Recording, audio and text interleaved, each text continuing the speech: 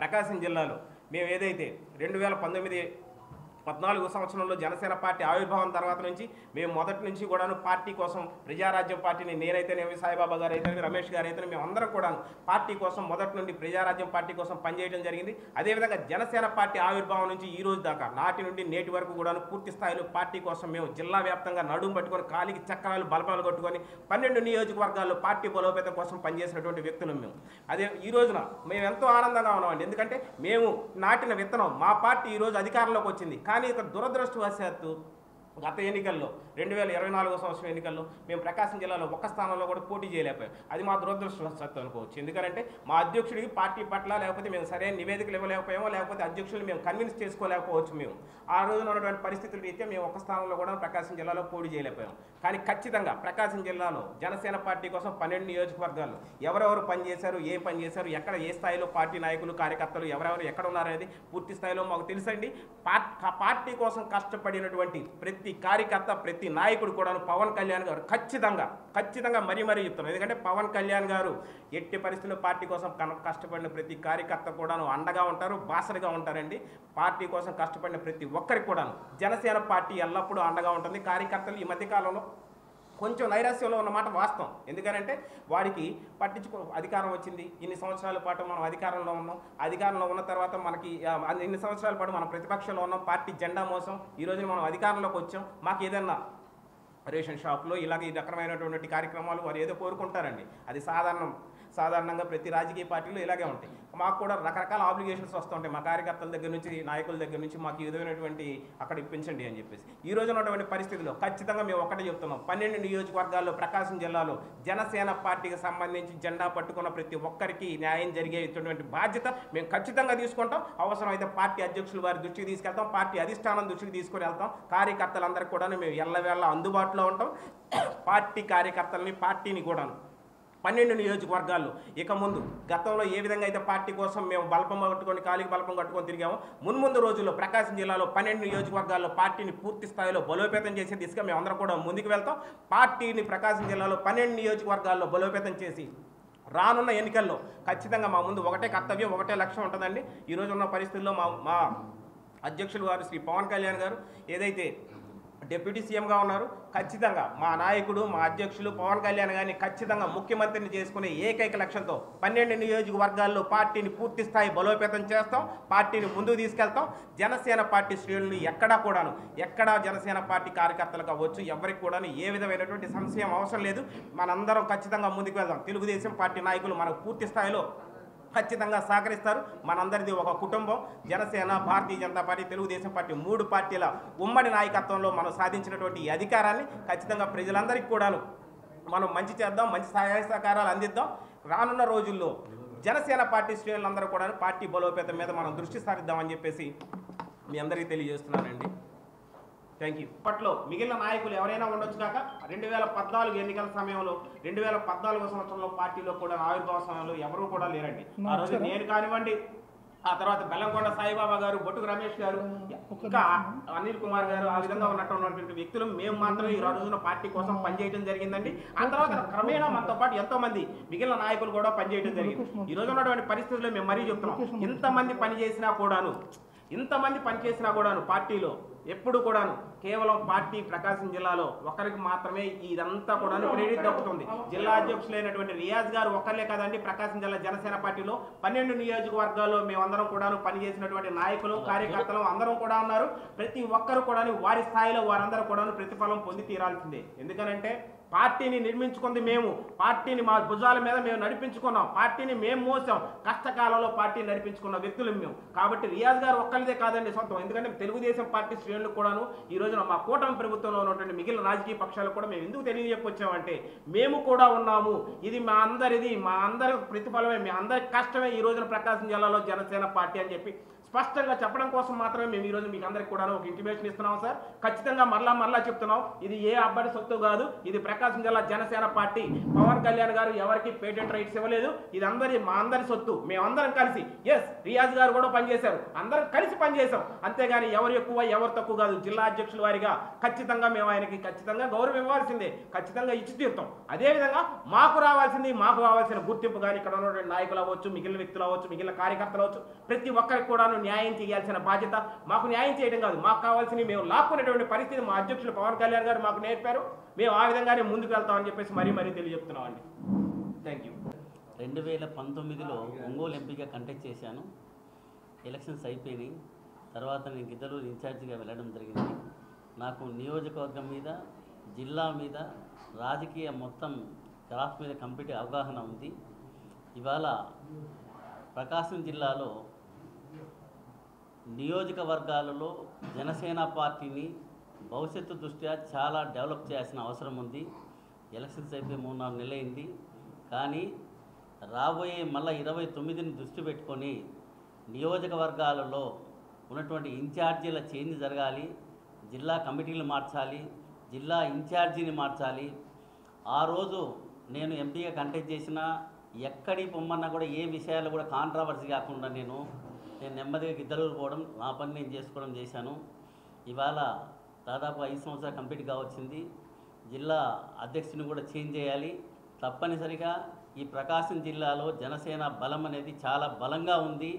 దాన్ని చూపించడం కోసం నేను ఎలక్షన్లలో కూడా గిద్దలూరు, దర్శి ఈ 2 నియోజకవర్గాల్లో జనసేన పోటీ చేయవలసిన నియోజకవర్గాలలో ఇక్కడ తప్పుడు రిపోర్టు మరి పార్టీ అధిష్టానానికి వెళ్ళకపోవడం జరిగింది. దానివల్ల అక్కడ కంటెస్ట్ చేయలేకపోయినాం. ఇవాళ గిద్దలూరులో కేవలం 950 ఓట్లతోనే అక్కడ తెలుగుదేశం గెలిచింది. 25 సంవత్సరాల్లో టీడీపీ లేదు. అది కేవలం జనసేన పార్టీలో నేను 2008 నుంచి యాదాన్ టుడే ఏ పార్టీ మారకుండా, ఏ వైపు వెళ్లకుండా ఆనాడు చిరంజీవి గారు, ఇవాళ పవన్ కళ్యాణ్ గారు టికెట్ ఇచ్చినా ఇవ్వకపోయినా పార్టీతోనే ఉండి లక్షల కోట్లు ఖర్చు పెట్టి నా కెరియర్ను కూడా పక్కన పెట్టి పార్టీ కోసం లైన్లో ఉన్నాను. ఇవాళ జిల్లాలో జనసేన పార్టీని చాలా స్ట్రెంథన్ చేసుకోవాల్సిన అవసరం అందరికీ ఉంది. అన్ని నియోజకవర్గాలలో కూడా ఇవాళ పార్టీ క్యాడర్కు, లీడర్షిప్కు ఇవాళ లీడర్షిప్ జిల్లా స్థాయిలో సమర్థవంతంగా లేదు అనేది నియోజకవర్గాల్లో కార్యకర్తల నుంచి వస్తుంది. ఈ విషయాన్ని దృష్టిలో పెట్టుకొని మేము అధ్యక్షులు పవన్ కళ్యాణ్ గారి దృష్టికి తీసుకొచ్చి జిల్లా అధ్యక్షుడిగా ఒక మంచి సమర్థవంతమైనటువంటి వ్యక్తిని తీసుకొచ్చేసి రేపు జిల్లాలో అన్ని నియోజకవర్గాల్లో పార్టీని గ్రామస్థాయి నుంచి తీసుకొస్తాము. రాబోయే ఎలక్షన్స్ ఏదైతే మండల స్థాయి ఉంటాయో ఎంపీటీసీలు కానీ, జడ్పీటీసీలు కానీ, లేదా పార్టీ నామినేటెడ్ కానీ అన్ని నియోజకవర్గాల్లో జనసేన పార్టీని అభివృద్ధి చేయాల్సిన అవసరం ఉంది. ఒక చిన్న విషయము, నేను వేరే కాంట్రావర్సీగా మాట్లాడడం లేదు, కానీ ఇవాళ మేము తెలుగుదేశం పార్టీ కోసం జిల్లాలో ఎంత కష్టపడినామో నియోజకవర్గ ఇన్ఛార్జీలు ఎవరైతే తెలుగుదేశం ఉన్నారో మీరంతా కూడా జిల్లాలో ఉన్నటువంటి జనసేన క్యాడర్కు ఖచ్చితంగా మీరు సపోర్ట్ ఇవ్వండి. మీరు ఇవ్వట్లేదనేటువంటి న్యూస్ మాత్రం జిల్లాలో ప్రబలంగా ఉంది. ఈ విషయం మేము ఇవాటికి కూడా అధిష్టానం దృష్టికి తీసుకురాలేదు. ఎందుకు తీసుకురాలేదంటే 3-4 నెలలే కదా, ఇంకా సెట్ అయితే అనేటువంటి ఉద్దేశంతో ఉన్నాము. ప్రతి మండలంలో కూడా ఏదైనా నామినేటెడ్ పోస్టులు కానీ లేదా చిన్న ఉద్యోగాలు ఉన్నా కూడా తెలుగుదేశం క్యాడర్ను సంప్రదించి వాళ్ళకు కూడా మీరు న్యాయం చేయండి. కింద నుంచి పై స్థాయిలో రేపు మన భవిష్యత్తులో ఇంకా 5 సంవత్సరాలు కావచ్చు, 10 సంవత్సరాలు కావచ్చు, పార్టీల మధ్య, అధ్యక్షుల మధ్య, క్యాడర్ మధ్య ఎలాంటి భేదాభిప్రాయాలు లేకుండా సంయమనంగా పార్టీ కోసం అందరం కష్టపడుతున్నాం. కాబట్టి రాష్ట్ర ప్రజలను దృష్టిలో పెట్టుకొని అందరం కూడా సయోధ్యగా ఉండాలనేది నా ఆకాంక్ష. గతంలో కూడా నియోజకవర్గాల్లో ఏదన్నా తేడా ఉంటే అది పార్టీ దృష్టికి తీసుకురావడం, దాన్ని సరి చేసుకోవడం అనేది మాలో ఉన్నటువంటి అంశం. చాలామంది కూడా ఏదైనా తప్పు జరిగినా, ఇంకోటి జరిగినా కూడా పార్టీ దృష్టికి రావాలి, ఒక సయోధ్యగా జిల్లా ప్రెసిడెంట్ ఉండాలి, దాన్ని సెటరేట్ చేయాల్సినటువంటి అవసరం ఉంది. అలాగనే ఇవాళ మీరు గుంటూరు తర్వాత ప్రకాశం జిల్లా ఒక్క నియోజకవర్గం కంటెస్ట్ చేయలేదంటే అర్థం ఏంటి? ఇన్ని సంవత్సరాల నుంచి మేము పడిన కష్టం ఏంటి, దీన్ని ఎవరు గుర్తించాలి ఏంటి అనేటువంటి విషయాలలో మేమంతా కూడా సయోధ్యగా మేము పార్టీ అధ్యక్షుడు శ్రీ పవన్ కళ్యాణ్ గారిని కలిసి జిల్లాలో పార్టీ అభివృద్ధి కోసం ఏ విధమైన స్టెప్స్ చేయాలనో అవన్నీ కూడా సార్ను కలిసి మేము నిర్ణయం తీసుకొని రాబోయే రోజుల్లో గ్రామ స్థాయి వరకు కూడా పార్టీని ప్రతి చోట కూడా నిర్మించేదానికి ప్రయత్నం చేస్తాము.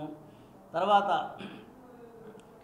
మేము జిల్లాలో పార్టీ నిర్మాణం కోసం లక్షల రూపాయలు స్పెండ్ చేశాము.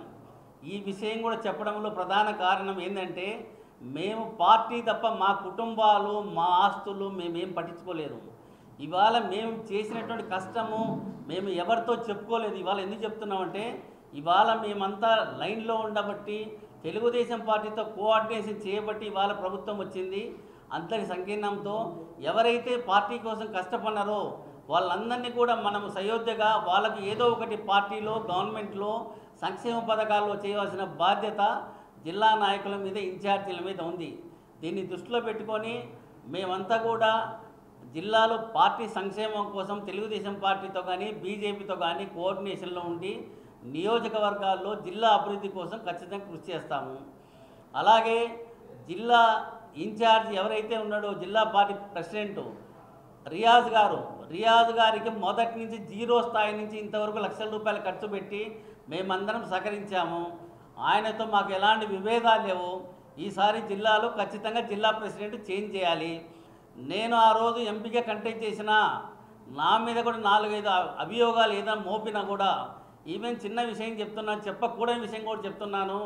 నన్ను 2 సార్లు రెస్పెక్టెడ్ నాదేళ్ళ మనోహర్ గారి దగ్గర అవమానం చేసిన యథార్థ విషయం కూడా నేను ఆయన చెప్పలేకపోయినాను. కారణం ఏంటంటే ఒక డామినేషన్గా జరుగుతుంది. నేను ఒక రాజకీయ ఫ్యామిలీ నుంచి వచ్చాను, రెస్పెక్టెడ్ ఫ్యామిలీ నుంచి వచ్చాను. మేము ఊర్లో 40 years సర్పంచ్గా చేసినాము, రెడ్డి పనిగా చేసినాము. మా నాయన 2 సార్లు అసెంబ్లీ కంటెస్ట్ చేశాడు. జీవితం అంతా రాజకీయాల్లో ఉన్నాం. కానీ మేము ఎవరితో కూడా విభేదించడం అంటే మా మీద ఏది చేతులు కాళ్ళేసి నొక్కితే మాత్రం ఎల్లకాలం ఉండలేము. జిల్లాలో ఇవాళ బొట్కూరు రమేష్ బాబు గారు దర్శి ఇన్ఛార్జిగా ఉన్నారు, నాతో పాటు ఉన్నారు. వంశీదీప్ గారు ఉన్నారు. మేమంతా సీనియర్స్. ఇవాళ జిల్లాలో ఎక్కడ కూడా ఒక చిన్న అభిప్రాయ భేదం లేకుండా పార్టీకి ఇంతవరకు ఉన్నాము, అలాగే లైఫ్ లాంగ్ ఉంటాము. ఈ దృష్టిలో పెట్టుకొని జిల్లాను సెటరేట్ చేసుకోవాలి, పార్టీ క్యాడర్ను పట్టుకురావాలి. ఇవాళ గ్రామ స్థాయి నుంచి అన్ని కులాలలోంచి జనసేన పార్టీకి అభిమానులు ఉన్నారు.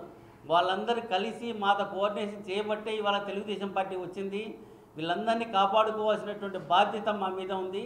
ఈ అంశాలన్నింటి మీద జిల్లా విషయం మీద మేము అధ్యక్షుల వారితో తొందరలో ఇన్ఛార్జీలను వెళ్ళి కలిసి జిల్లాలో జనసేన పార్టీ అభివృద్ధి కోసం రాబోయే రోజుల్లో ప్రతి నియోజకవర్గంలో జనసేన పార్టీ ఇన్ఛార్జి ఇక్కడ కంటెస్ట్ చేసే విధంగా మేము పార్టీ నిర్మాణం చేస్తామని చెప్పేసి, భవిష్యత్తులో పవన్ కళ్యాణ్ గారిని ముఖ్యమంత్రిగా చేస్తామని చెప్పేసి మీ అందరి దృష్టికి తెలియజేస్తున్నాను.